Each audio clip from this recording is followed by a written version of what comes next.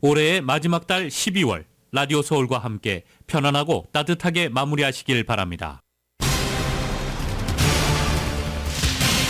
전국의 홈리스 가운데 3분의 1이 캘리포니아주에 몰려있는 것으로 나타났습니다. 주 안에서는 로스앤젤레스에 가장 많은 노숙자가 있는 것으로 나타났습니다. 현재 캘리포니아 주와 LA시 정부가 노숙자 문제 해결에 수십억 달러의 예산을 투입하고는 있지만 이 홈리스 문제 해결은 여전히 제자리 걸음이라는 주민들의 불만은 커지고 있습니다. 남가주에 높은 파도 경고가 내려진 가운데 이를 구경 갔던 주민들이 파도에 휩쓸려 9명이 큰 부상을 입었습니다. 국립기상청은 주민들의 해안가 접근 자제를 당부하고 있습니다. 남가주 지역에 이번 주말 비가 예고되어 있는 가운데 굵은 빗줄기와 함께 천둥 번개를 동반한 다소 요란한 비가 예상되고 있습니다.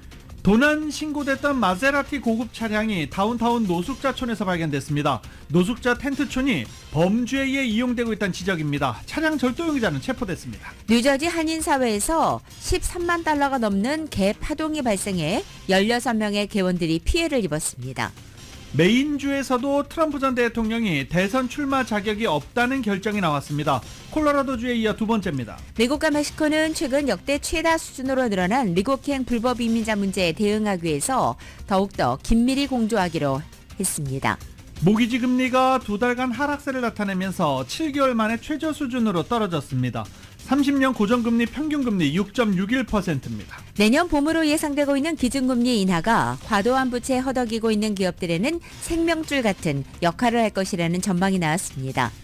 일부 정치인들이 성탄절 연휴를 전후해 경찰 출동을 유도하는 허위 신고 표적이 되는 순환을 당하고 있어 경찰이 수사에 나섰습니다. 우주 공간에서 비밀 임무를 수행하는 무인 우주선이 발사됐습니다. 이번이 7번째 비행 업무로 미국과 중국 간의 우주 패권 경쟁은 치열해지고 있습니다.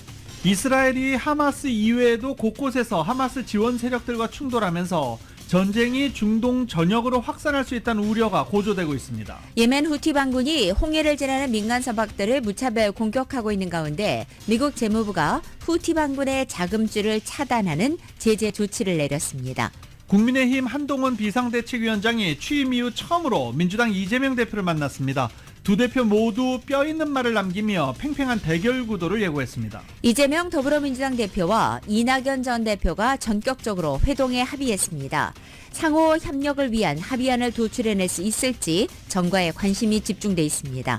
NBA 디트로이트 피스톤스가 보스턴 셀틱스와의 경기에서 연장 끝에 122대 128로 패하면서 리그 최다 연패 신기록 28연패와 동률을 이뤘습니다. 레이커스가 샬럿과의 경기에서 133대 112로 승리했습니다. 앤서니 데이비스가 26득점, 르브론 제임스가 17득점을 기록했습니다. 혼조세로 출발했던 오늘 뉴욕 증시 현재 하락장 보이고 있습니다. 원달러 환율은 1288원입니다. 남가주 오늘 대체로 흐리겠고 늦은 밤부터 비가 내리겠습니다. LA 한인타운 낮 최고 기온은 65도로 예상됩니다. 이 시간 주요 뉴스는 하늘 위 호텔, 세계 최대 항공기 아시아나항공 A380에서 차별화된 서비스를 만나보세요. 고국까지 편안하고 안전하게 모시는 아시아나항공 제공입니다. 여러분 안녕하십니까? 김윤정입니다. 안녕하십니까? 유지승입니다. 2023년 12월 29일 금요일 라디오 서울 모닝 뉴스 2부입니다. 지금 남가주에 높은 파도 경보 내려져 있죠. 야, 파도가 15피트, 20피트? 야, 그 정도 파도면 장관이겠는데 구경 갈까? 어제 구경 가셨다가 9명이 부상했습니다. 파도에 휩쓸렸기 때문입니다. 에이, 설마 파도가 여기까지 치겠어? 주택을 강타하고 있는 중입니다. 벤츄라 카운티에서 높은 파도가 주택가로 밀려들면서 9명이 파도에 휩쓸려 부상해서 병원으로 긴급 이송됐습니다. 이 가운데 3명은 중태입니다. 해안가에 있던 사람들은 파도가 몰려오자 혼비백산 도주했고 함께 있던 차량도 파도에 밀려 떠내려갔습니다. 벤츄라 카운티 곳곳에서 해안가 주택가를 덮친 파도로 인한 보고 계속 이어졌습니다. 일부 도로가 바닷물에 침수돼 차량이 잠기거나 집안에 파도가 들이치면서 바닷물이 들이닥쳐 도움을 요청하는 주민들도 상당수 있었다고 벤츄라 카운티 소방국은 밝혔습니다. 국립기상청은 어제부터 남가주에 영향을 미치고 있는 폭풍우는 이번 주말까지 이어질 것이라고 경고합니다. 특히 남가주 해변의 높은 파도와 일부 해안가 주택은 침수 위험이 우려된다라고 밝히기도 했습니다. 남가주 해변에는 최고 20피트 이상의 파도가 일 것으로 예상되고 있습니다. 기상청은 안전을 위해 가급적 해변 방문은 삼가할 것을 권고했습니다. 또 일부 지역에는 홍수 사태 우려된다고 주민들에게 경고하기도 했습니다. 뉴포트시는 주민들에게 해안가 침수 우려를 경고하고, 그리고 뉴포트시 같은 경우에는 해안가 따라서 집들이 쭉 있잖아요. 그래서 모래사장에 아예 언덕을 어제 만들기도 했습니다. 그런데 정반대되는 곳도 있습니다. 뉴포트 비치, 헌팅턴 비치, 주마 비치, 샌클라멘테 비치, 서핑의 요지로 알려진 곳들 말리부 포함해서입니다. 사람들, 서퍼들이 하나둘 모이고 있습니다. 내 생에 20피트짜리 파도를 언제 타보겠냐 라면서 지금 서퍼들은 오히려 반기고 있는 중입니다. 극한 스포츠를 즐기려는 서핑족들이 실시간 파도 상황을 모니터링하면서 말리부 등 남가주 인근 해변에 몰리고 있어서 인명피해 우려가 상당히 큰 상황입니다. 국립기상청은 태평양에 몰아친 이 폭풍으로 서부 해안에 파도 이한류 주의보 현재 발령한 상태입니다. 미국과 멕시코가 어제 최근에 역대 최다 수준으로 늘어난 미국행 불법 이민자 문제에 대응하기 위해 더욱 긴밀히 공조하기로 했습니다. 앞서 양국은 전날인 27일 멕시코시티에서 멕시코 대표단과 또 미국 대표단이 참석한 가운데 2시간여 동안 불법 이민자 대책에 대해 협의했습니다. 백악관은 어제 발표한 공동성명에서 양국은 질서 있고 인도적이며 정기적인 이민을 촉진한다는 현전 공약을 재확인했습니다. 그 일환으로 양측은 멕시코를 거쳐서 미국으로 입국하고 있는 베네수엘라와 쿠바, 니카라과, IT 출신 이민자들이 자국에서 겪는 빈곤과 불평등, 민주주의 저하와 폭력 등의 불법 입국 원인을 근절하기 위한 협력을 강화하는 데 뜻을 같이 했습니다. 이와 함께 두 나라는 인신매매와 밀수, 범죄 네트워크 등을 차단하기 위한 노력을 확인하고 불법 이민 통로를 대체할 합법 이민을 촉진하기 위한 노력을 계속하기로 했습니다. 양측은 또 워싱턴에서 다음 달 중 후속 고위급 협의를 진행하기로 했습니다. 미국과 멕시코 국경을 통한 이민자들의 이 불법적인 미국의 유입 문제가 내년 11월 대선의 중요 쟁점이자 연방의회에 당면한 현안이 되자 미국의 대응이 바빠진 것입니다. 시카고 인근 그런디 카운티 고속도로 출구 두 곳에 대형 전광판이 세워졌는데요. 전광판 내용은 이렇습니다. 불법 이민자 이송버스는 이번 출구로 빠질 수 없다. 이런 전광판입니다. 시카고 남서부 교외 지역에 해당하는 그런디 카운티 그런디 카운티는 남부 국경발 불법 이민자 이송버스가 관할구역 내 진입, 정차하는 것을 막기 위해 지난주 스스로를 우리는 비성역 카운티다 라고 선언하는 결의안을 통과시키고 전광판을 이렇게 세운 것입니다.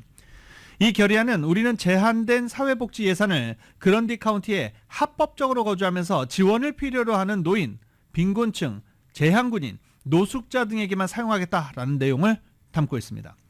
카운티 측은 추후에라도 이송버스가 관할구역의 불법 입국자들을 내려놓으면 경찰, 비상관리국 요원들을 동원해 시카고로 보내겠다라는 계획도 밝혔습니다. 앞서 시카고 교외 도시 등에 당초 시카고가 목적지였던 남부 국경발 불법 입국자들이 떨궈져 카운티 주민들이 크게 반발한 바 있습니다.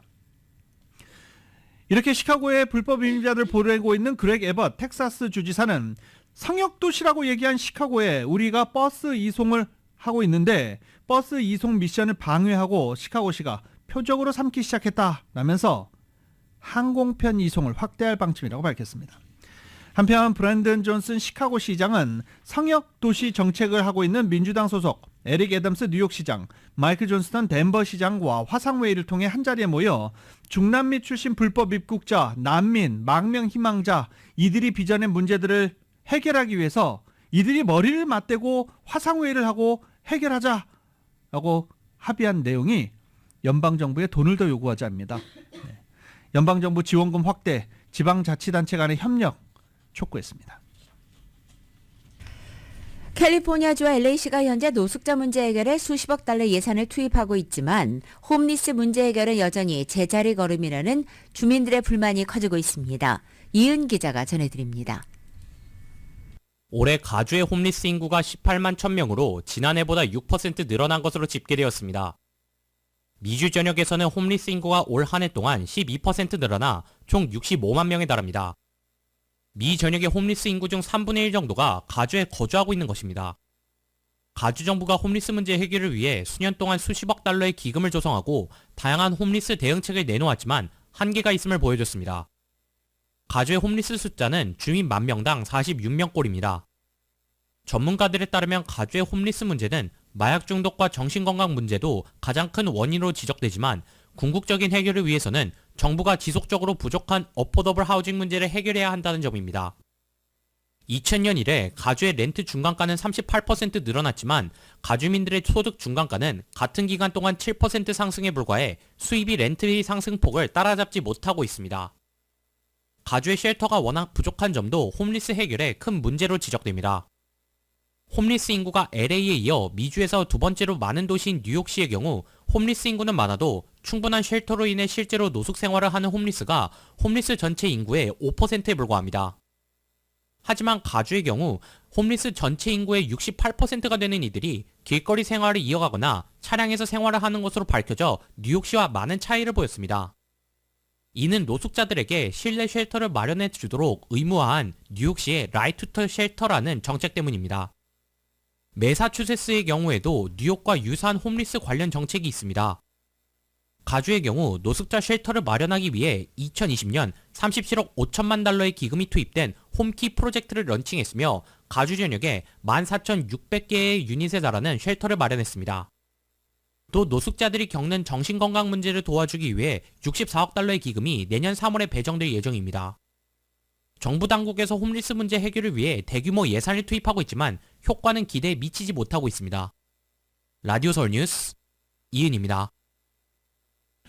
저희 라디오 서울 보도국은 연말을 맞아 한 해 굵직굵직한 뉴스를 짚어보는 10대 뉴스 오늘 마지막 시간입니다.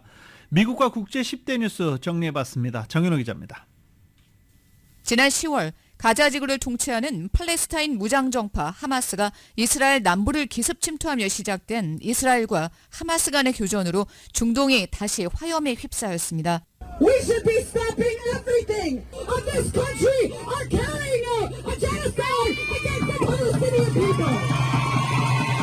Genocide. How can people sing Christmas carols? 가자지구 민간인들의 피해가 속출하면서 국제사회에서 비판과 우려의 목소리가 커지는 가운데 미국 내에서도 친이스라엘과 친팔레스타인 지지 세력으로 극명히 갈리는 등 갈등 국면이 이어지고 있습니다.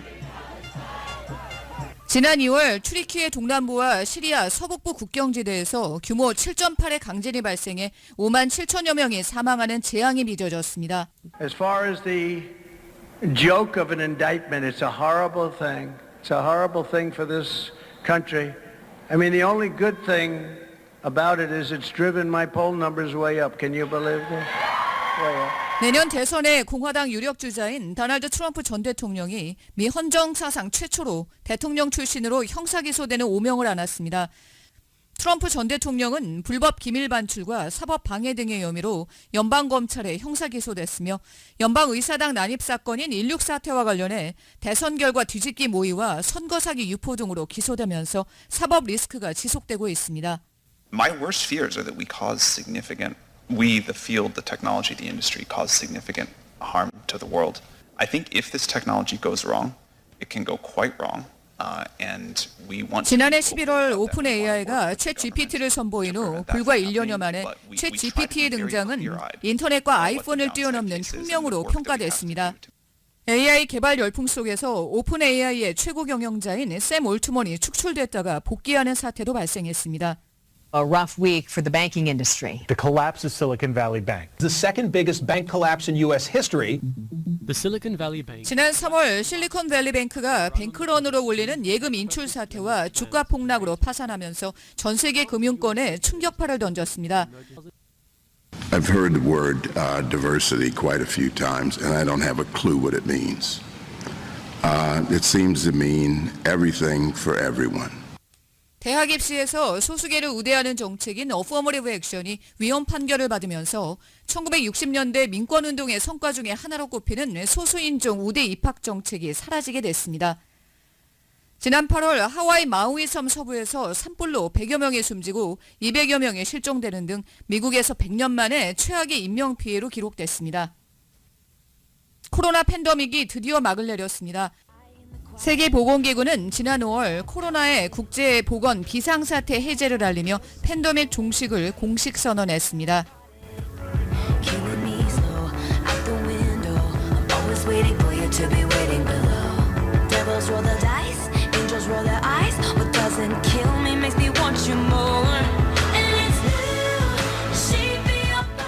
올해 북미를 시작으로 각국에서 진행된 테일러 스위프트의 디 에라스 투어는 연일 매진을 기록하면서 공연이 열리는 지역마다 숙박과 식당 등의 매출이 폭증하면서 스위프트 노믹스라는 신조어를 탄생시켰습니다.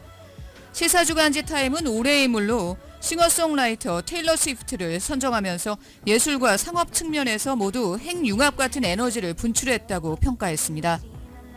라디오 서울 뉴스 정현호입니다.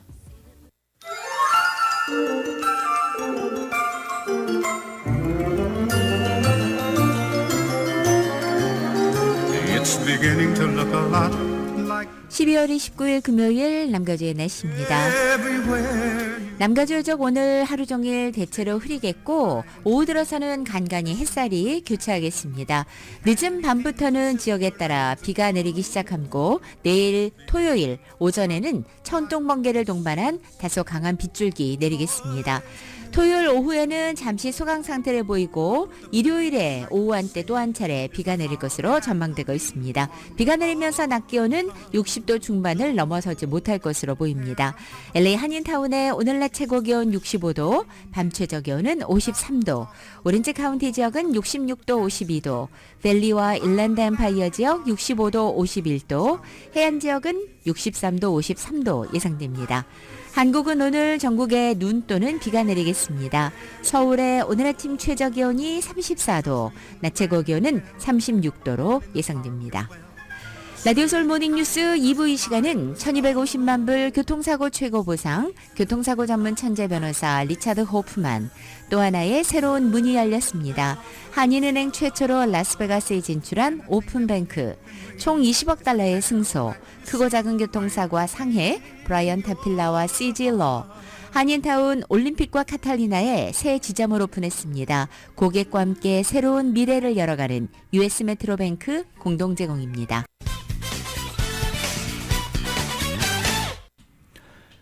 LA경찰국이 연말연시 시즌 동안 음주 및 약물운전 특별단속을 실시합니다. 오늘부터 시작이 됐죠, 사실. 오늘부터 1월 1일까지 계속되는 이 특별단속을 위해서 LAPD는 검문소를 통한 DUI 차량 색출뿐 아니라 순찰도 늘린다는 계획입니다.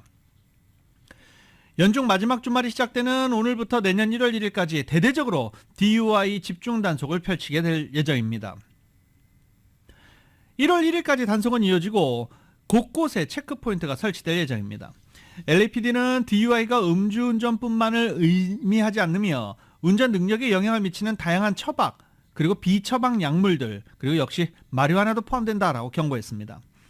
2021년 12월 경우 한 달 동안 전국에서 DUI로 1,013명이 사망한 것으로 알려지고 있습니다. 2023년도를 뒤로하고 희망의 2024년 갑진년 새해맞이를 축하하는 제2의 종 타종식이 31일 오후 10시 45분부터 새벽인 1월 1일 12시 15분까지 산페드로 우정회 종각에서 개최됩니다. 우정회적 보존위원회가 팀 메거스커 15지구 LA 시의원과 공동으로 주최하는 이날 타종식에는 한인 그리고 주류사회 인사와 주민 등이 참석해서 새해를 알리는 33번의 타종과 또 지역사회 발전과 세계평화를 기원할 예정입니다. 비밀경찰관들이 벨가든스에서 도난당한 것으로 신고된 포드 픽업 트럭을 발견하고 미행했습니다. 그리고 이 미행을 하다 보니까 이 차량 절도 용의자들이 포드 픽업 트럭을 타고 벨가든스를 빠져나와 10번 고속도로 남쪽 올리브 스트리트에서 내려 노숙자 밀집지로 이동했습니다. 여기까지 추적하던 경찰은 현장에서 도난 신고된 마세라티 명품 차량을 발견했습니다. 마세라티는 노숙자 텐트촌의 텐트 속에 바퀴가 빠진 채 숨겨있던 것으로 알려졌습니다. 마세라티 차량은 지난 12월 11일 크립토닷컴 아레나와 LA 라이브 인근에서 도난 신고 접수된 차량이었습니다. 경찰은 현장에서 이 포드 픽업 트럭 등 마세라티 차량 절도 용의자로 3명을 체포했습니다.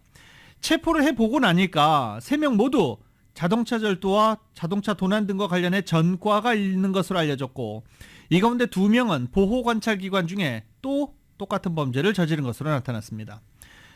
경찰은 포드 픽업 트럭 안에서 자동차를 절도하기 위해 필요한 물품 등을 발견해 증거물로 압수했습니다. 산타하나 경찰이 주택절도범을 공개 수배했습니다. 지난 22일 오전 8시 45분경 사천 웨스트 메리서클의 한 가정집에서 절도 사건이 발생했다고 밝히면서 당시 감시 카메라 영상을 공개한 것입니다. 용의자들 가운데 한 여성은 복면을 쓰고 현관문을 연신 두드리면서 마치 이 주택을 방문한 것처럼 연기를 하고 있습니다. 같은 시각에 한 남성은 집 뒤편 화장실 창문을 통해 주거지에 침입해서 침실을 뒤졌고 약 13만 달러 상당의 현금과 보석 또 중간 크기의 금고까지 훔쳐 도주한 것입니다. 이 같은 감시 과정이 감시 카메라에 고스란히 녹화됐으며 이들은 훔친 물건들을 은색 기아 소렌토에 싣고 도주했습니다. 경찰은 용의자들이 주택에 침입하기 전에 전원 공급을 차단했고 집안의 모든 비디오 감시 장치를 파괴했다고도 밝혔습니다. 용의자들은 수사를 진행하고 있는 가운데 경찰은 현재 주민들의 제보를 당부했습니다. 올 한 해 LA 카운티 내 퇴거 소송이 최대 4만 6천여 건에 달하는 것으로 알려졌습니다. 지난해에 비해 1만 건이 늘어난 수치며 2016년 이후 최대치입니다. 카운티 법원 자료에 따르면 11월 현재까지 접수된 4만 3천여 건 이외에 오는 주말까지 최소 3천여 건이 추가로 접수될 것으로 전망됩니다. 기록적인 수치긴 하지만 일부 세입자 보호단체들은 이 수치가 기존 예상보다 높지는 않다는 분석입니다. 이런 배경에는 시와 카운티 정부가 세입자 보호 정책을 영구화한 것이 자리 잡고 있습니다. 최근 시와 카운티는 이들을 보호하기 위해 연체된 렌트비가 한 달치 미만인 세입자들은 건물주가 퇴거 조치를 취하지 못하도록 규제하고 있기 때문입니다. 다만 현장 관계자들은 내년 봄을 기준으로 퇴거 신청과 소송 건수가 지속적으로 상승하고 이런 추세는 상당 기간 유지될 것으로 전망했습니다. 이전 트럼프 행정부 당시부터 적체되기 시작해서 팬데믹을 거치며 평균 1년 넘게 걸리던 시민권 수속이 최근에 빨라진 것으로 나타났습니다. 각 케이스마다 물론 차이는 있지만 시민권 신청서를 제출하고 3개월 만에 인터뷰가 잡히는 사례가 종종 보고되고 있습니다. 트럼프 행정부 당시 반이민 정책으로 영주권 신분 이민자들의 시민권 신청이 급증해서 적체가 심화되고 또 처리 기간이 갈수록 장기화되던 시기 시민권 취득에 소요되는 기간은 짧게는 1년에서 길게 3년까지도 걸린 바 있습니다. 2021년도 바이든 행정부가 들어오고 팬데믹이 끝나면서 적체가 줄어들기 시작했지만 여전히 신청에서 인터뷰까지는 5개월에서 10개월 정도가 걸렸고 선서를 한 후 발급받는 데는 총 8개월에서 14개월 정도 걸린 바 있습니다. 하지만 현재 이민국 홈페이지에서 안내되고 있는 시민권 취득 소요 기간은 짧아지고 있습니다. 일각에서는 시민권 심사 처리 기간 단축 이유를 다가오는 대통령 선거로 추측하고도 있습니다. 이민 우호 정책을 강조하는 민주당 정권이 이민자들의 지지를 확보하기 위한 한 가지 방법이 아니겠냐는 해석이 나오고 있는 것입니다. 새롭게 개정된 연방대학 학자금 보조 신청서, 이 FEPSA라고도 많이 하죠. 31일에 공개됩니다. FEPSA는 대학 및 대학원생들이 학자금 보조를 받기 위해 연방정부에 필수적으로 제출해야 하는 서류로 곧 시작될 2024-25학년도 FEPSA 신청은 2024년 7월부터 2025년 6월 사이 대학 및 대학원 등록 학생들의 재정보조 신청을 위한 것입니다.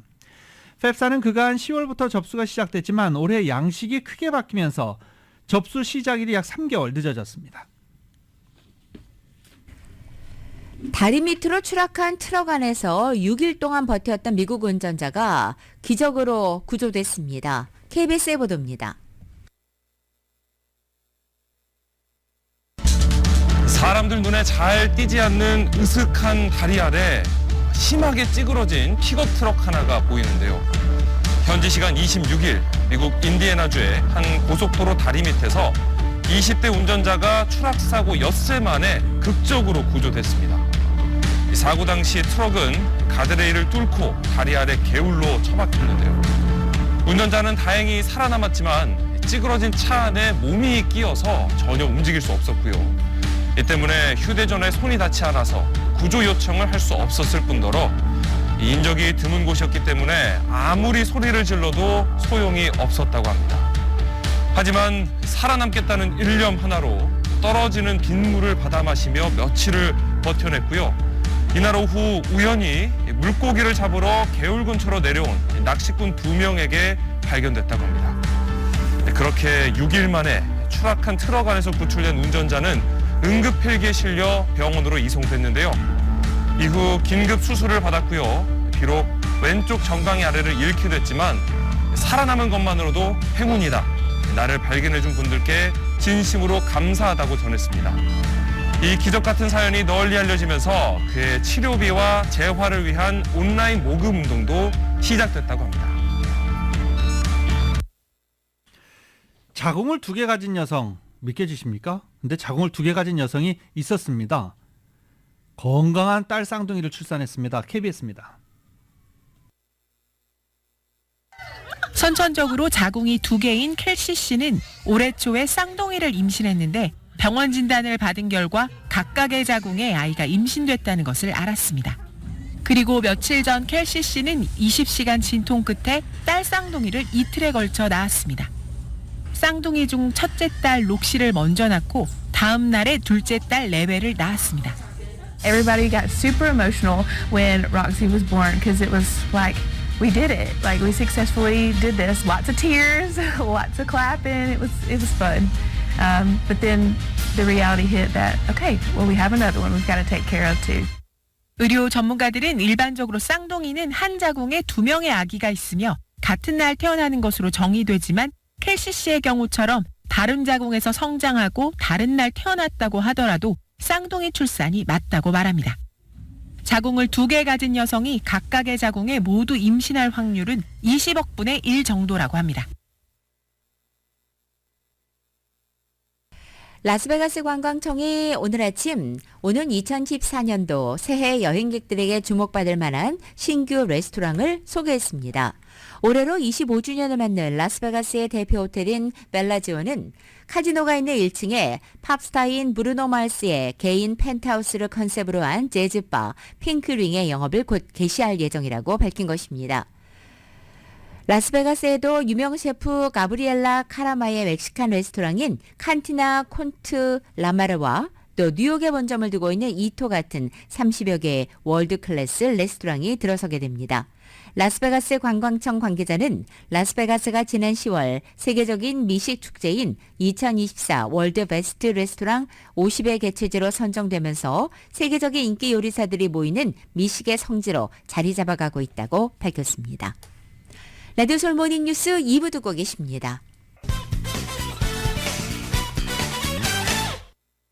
라디오 솔 모닝 뉴스 함께하고 계십니다. 메인주에서도 2024년 대선 출사표를 던진 트럼프 전 대통령의 출마 자격이 없다는 결정이 나왔습니다. 콜로라도주 대법원이 트럼프 전 대통령의 공직 피선거권을 박탈한 데 이어 나온 두 번째 결정인데 결국 연방 대법원이 최종 결정을 하게 될 것으로 보입니다. YTN입니다. 메인주 최고 선거관리자인 셰나 벨로주 주 국무장관은 현지 시간 28일 서면 결정문에서 트럼프 전 대통령이 2021년 16 의회 폭동에 가담했다는 점을 이유로 대선 출마 자격이 없다고 밝혔습니다. 근거는 콜로라도주 대법원과 마찬가지로 수정헌법 14조 3항입니다. 14조 3항은 헌법을 지지할 것을 맹세했던 공직자가 반란에 가담할 경우 다시 공직을 맡지 못한다고 규정합니다. 메인주 결정은 주 대법원이 주체가 됐던 콜로라도주와 달리 민주당 소속 공직자 개인이 내린 것입니다. 트럼프 전 대통령 측은 즉각 반발하며 항소 뜻을 분명히 밝혔습니다. 트럼프 캠프는 성명을 통해 벨로주 장관을 악성 좌파, 바이든 지지 민주당원이라 부르며 이런 당파적인 선거 개입 노력은 미국 민주주의에 대한 적대적인 공격이라고 비난했습니다. 뉴욕타임스는 이번 결정이 민주주의와 투표권을 둘러싼 미국 내 긴장을 보여준다며 출마 자격을 둘러싼 정치 논쟁에 연방 대법원이 개입해야 하는 더 긴박한 요구를 보여준다고 짚었습니다. 앞서 비슷한 소송이 제기된 미네소타와 뉴햄프셔, 미시간주에서는 트럼프 전 대통령 측이 이겼습니다. 내년 초 주별 경선이 임박한 상황에서 주마다 다른 결정이 나오는 가운데 이 문제는 결국 연방 대법원에서 결론이 날 것으로 예상됩니다. And it's the U.S. Supreme Court that's going to make the final decision whether Trump can stand the ballot in those two cases and indeed all the other states in the nation. 연방 대법원은 이 법안에 대해 판결을 내린 적이 없기 때문에 앞으로 내려질 판결에 초미의 관심이 집중되고 있습니다. YTN 김진호입니다. 트럼프 전 대통령이 내년 3월 캘리포니아주의 공화당 대선 예비 투표에 참여할 수 있게 됐습니다.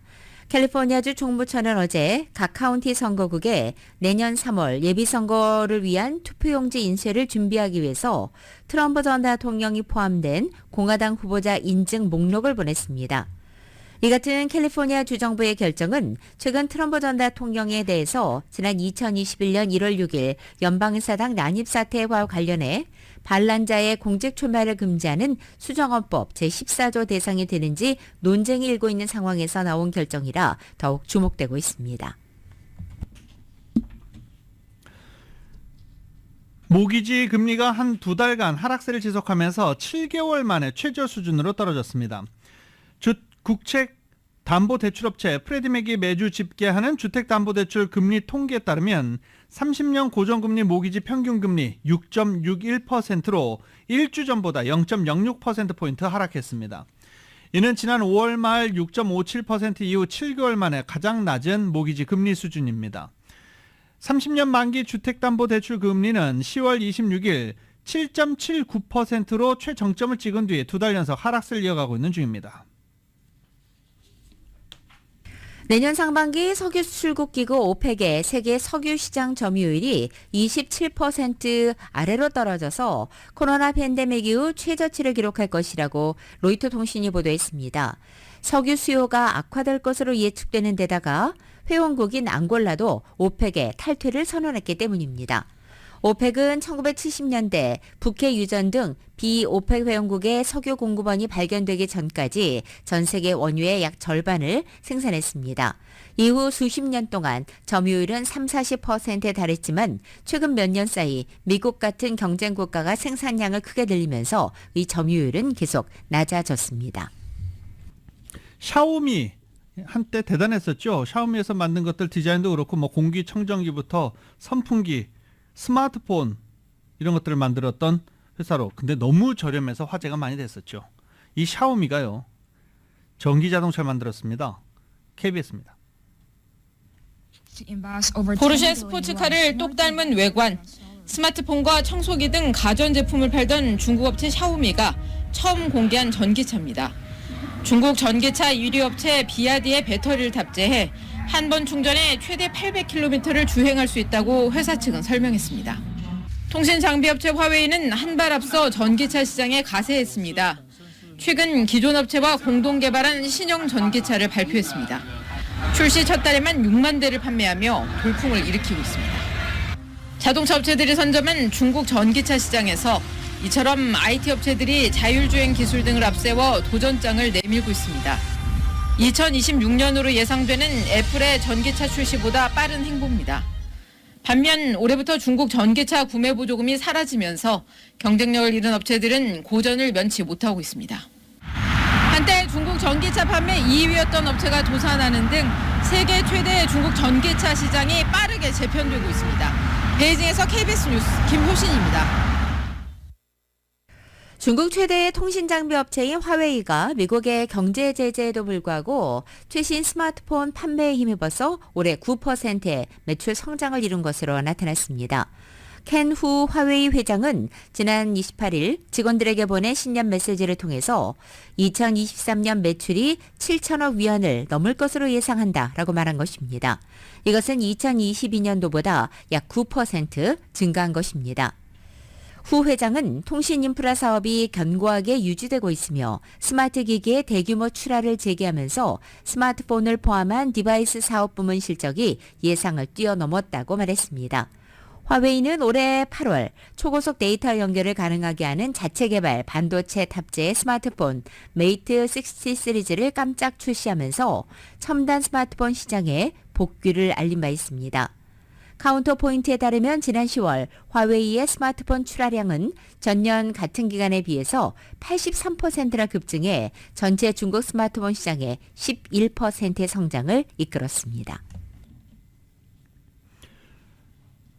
글로벌 양강인 미중 간 경제 전쟁이 격화하는 가운데 패스트푸드 업체들이 중국에서 적극적으로 사업을 확장하고 있습니다. 맥도날드가 향후 4년간 중국의 3,500개 매장을 새로 개점한다는 계획입니다. 미국에 상장하면 맥도날드잖아요. 미중 관계에 상관없이 중국에 적극적으로 사업을 확장한다는 것입니다. 또 KFC 차이나는 최근 중국에 10,000번째 매장을 개장하기도 했습니다. KFC 차이나는 지난 5년간 신규 매장 숫자가 평균 22% 늘었고 향후 3년간 1,200개 매장을 추가한다는 계획입니다. 이를 통해 2026년까지 중국 인구의 절반이 접근할 수 있는 거리에 매장이 있도록 한다는 목표입니다. 스타벅스는 중국 동쪽 지역의 제조 및 유통시설에 2억 2천만 달러를 투자하기도 했습니다. 스타벅스가 미국 이외 지역에 진행된 가장 큰 투자입니다. 파파이즈는 상하이에 플래그십 매장을 열고 중국 시장 진출을 선언했습니다. 재진출입니다. 앞으로 10년간 1,700개 매장을 중국에 연다는 계획입니다.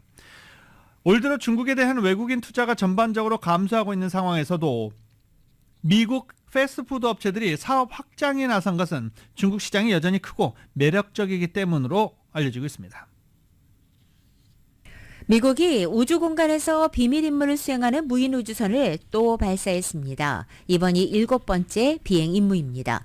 중국도 얼마 전에 비밀 우주선을 발사했죠. 미국과 중국 간의 패권 경쟁, 우주에서도 역시 치열하게 벌이고 있습니다. KBS의 보도입니다.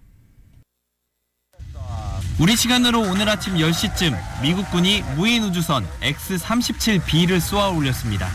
동체는 미국 보잉사가 제작했고 우리나라 달 궤도선 다누리에 쓰인 스페이스X의 팰컨 9 로켓으로 발사됐습니다. 2010년 4월부터 6차례 비행에 나서 이번이 7번째 발사입니다. 성공하면 종전 2,000km보다 훨씬 높은 35,000km 높이의 궤도로 비행합니다. 식물 씨앗이 우주에 노출됐을 때 나타나는 변화 등 일부 실험 외엔 임무 대부분이 공개되지 않는 비밀 우주선입니다. 미국은 내년엔 민간 기업 2곳이 달 착륙을 위한 무인 우주선을 발사할 계획입니다. By the end of 2024, we should see astronauts flying to the moon for the first time in more than half a century. 앞서 지난 14일 중국도 고비 사막 발사센터에서 비밀 우주선을 쏘아 올렸는데 이번이 3번째 시도입니다. 중국은 구체적인 정보를 공개하지 않은 채 과학 실험을 할 것이라고 설명했습니다. 하지만 전문가들은 중국이 정보 수집을 위한 첨단 장비를 갖췄을 것으로 추정합니다. 내년엔 미국의 스타링크에 맞선 우주 인터넷망을 구축하기 위해 100개가 넘는 위성을 발사할 계획입니다. 반도체 등을 둘러싸고 경제 전쟁을 벌이고 있는 두 나라가 이젠 우주에서도 치열한 경쟁을 펼칠 것으로 전망됩니다. KBS 뉴스 우수호입니다. 유럽연합과 미국 간의 소위 트럼프 잔재를 청산하기 위한 철강 협정 타결이 올해 불발되면서 해를 결국 넘기게 됐습니다. 양측이 올해 연말 종료 예정이었던 한시적 무관세 조처를 2025년 초까지 상호 연장하기로 합의하면서 일단 급한 불은 껐지만 내년에도 협상 전망은 밝지 않다는 게 주 관측들입니다. 유럽연합 홈페이지에 따르면 유럽연합 집행위원회는 지난 19일 미국산 철강, 알루미늄 제품에 대한 관세 재적용 시점을 2025년 3월 31일로 연기하기로 결정했습니다. 바이든 대통령도 유럽에서 수입되는 철강, 알루미늄 가운데 지정된 쿼터에 대해서 관세 부과를 2025년까지 유예한다고 발표했습니다. 앞서 트럼프 행정부는 2018년 국가안보 위협을 이유로 무역 확장법을 적용해 수입산 철강의 25%, 알루미늄의 10% 관세를 부과하기로 결정한 바 있습니다. 그러자 유럽연합이 강력히 반발하면서 보복 관세로 맞대응한 바 있습니다. 미국 법원이 가상화폐 테나 루나 폭락 사태의 핵심 인물인 권도형과 그가 설립한 테라폼 랩스의 증권법 위반 책임을 인정했습니다. 법원은 사기 혐의에 대한 최종 판단을 배심원단에 넘겼습니다. 뉴욕 맨해튼 연방법원은 어제 미국 증권거래위원회 SEC가 테라폼 랩스와 권도형을 상대로 제기한 민사소송에서 이들이 미등록 증권을 판매해 법을 위반한 책임이 있다는 판단을 내놨습니다. 이것은 그동안 스테이블 코인, 즉 가치 안정화 코인인 테라가 화폐이지 증권이 아니라고 주장한 권도영 측의 주장을 기각한 것입니다. 로이터 통신은 법원이 미국 증권거래위원회에 손을 들어줬다라고 보도하기도 했습니다. 한편 권도영은 지난해 4월 한국을 떠나 도피 행각을 벌이다 올해 3월 몬테네그로에서 여권 위조 혐의로 체포된 이후 계속 현지에서 구금돼 있습니다.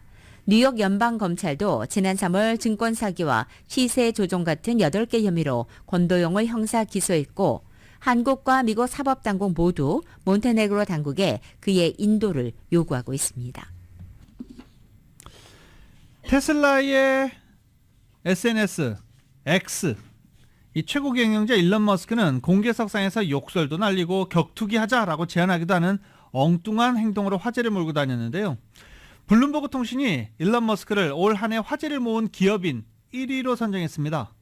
KBS입니다. 유대인을 비판하는 글에 찬성했다가 유대 혐오 논란에 휩싸인 테슬라 최고 경영자 일론 머스크. 디즈니 등이 머스크의 SNS X에 광고를 끊자 공개석상에서 욕설을 퍼붓습니다. If somebody's going to try to blackmail me with advertising, blackmail me with money, yourself. Go yourself. 블룸버그 통신은 이 장면을 2023년 사고뭉치 CEO의 모습으로 선정했습니다. 머스크는 이후 욕설에 대해 사과했지만 디즈니에 대한 독설은 이어갔습니다. What would Walt Disney think of Disney today? I think he's turning in his grave. I think he's not happy. 머스크의 허풍도 올해의 사건으로 꼽혔습니다. 경쟁자인 메타의 CEO 마크 저커버그와 격투기 대결을 하겠다고 선언해놓고 목과 등이 아파 MRI를 찍어봐야 한다며 꼬리를 내렸기 때문입니다. 머스크는 올해 재산이 약 304조 원으로 늘어 여전히 세계 최고의 부자입니다.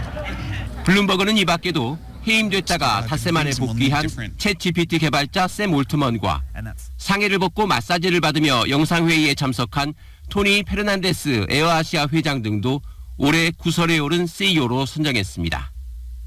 KBS 뉴스 박석호입니다.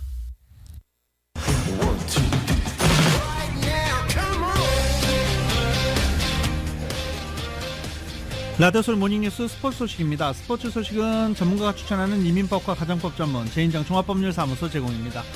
어제 디트로이트 피스톤 레이커스 경기 있었습니다. 레이커스는 어제 샬럿과의 경기에서 133대 112로 승리를 했는데 어제 NBA 모든 팬들의 관심은 한 곳에 쏠려 있었죠. 디트로이트 피스톤스와 보스턴 셀틱스 간의 경기였습니다. 디트로이트 피스톤스와 보스턴 셀틱스 간의 경기는 보스턴에서 열렸는데요. 정규 시즌 내 동점을 이루면서 연장전에 돌입할 때까지만 해도 팬들이 엄청나게 환호했습니다. 응원하는 양 팀의 팬들 조금씩 응원하는 의미가 조금씩 달랐죠. 어제 결국 연장 끝에 보스턴 셀틱스가 128대 122로 디트로이트를 꺾었습니다. 디트로이트 28연패, 단일 시즌 최다 연패 신기록과 동률을 이뤘습니다. 올해 가기 전에 30일 경기가 한 경기 더 남아있거든요. 디트로이트 여기서도 패하면 역대 최다 연패 신기록을 쓰게 됩니다. 아시안컵 출전을 위해서 클린스만호의 부름을 받은 손흥민과 황희찬 선수가 나란히 박싱데이 마지막 경기를 치르게 됩니다. 직전 경기에서 나란히 공격 포인트를 올린 만큼 대표팀 합류 전의 마지막 리그 경기에서도 두 선수의 활약이 기대됩니다. YTN입니다. 토트넘은 19라운드 브라이튼전에서 수비가 무너지며 4대2로 패했습니다. 손흥민은 한 개의 도움을 기록하며 추격에 힘을 보탰지만 경기를 뒤집지는 못했습니다. 토트넘은 우리 시간으로 오는 31일 밤 본머스를 홈으로 불러들여 박싱데이 일정 마지막 경기를 치릅니다. 손흥민은 본머스전 통산 6골, 2개의 도움으로 본머스에 강했습니다. 그러나 본머스는 최근 리그에서 메뉴 원정을 포함해 4연승을 거둘 정도로 상승세고 4경기에서 무려 11골을 몰아넣는 공격력이 매서워졌다는 평을 받고 있습니다. 연승을 마감한 토트넘의 분위기를 본머스에 강했던 손흥민이 되살릴 것인지 주목됩니다. 브랜트포드전에서 2골을 넣으며 맹활약한 울버햄튼의 황희찬도 에버턴과 경기를 치릅니다. Hwang Hsu through here. Hwang just to tap it in, and Wolves have a second just like that. 프리미어리그 진출 이후 처음으로 두 자릿수 골을 기록하며 최고의 시즌을 보내고 있는 황희찬에게 앞으로의 공격 포인트는 매번 새로운 기록이 됩니다. 허리 부상으로 교체됐지만 큰 부상은 아니고 허리 경련 정도라고 밝혀진 만큼 경기 출전도 가능할 것으로 보입니다. 4연승을 달리다가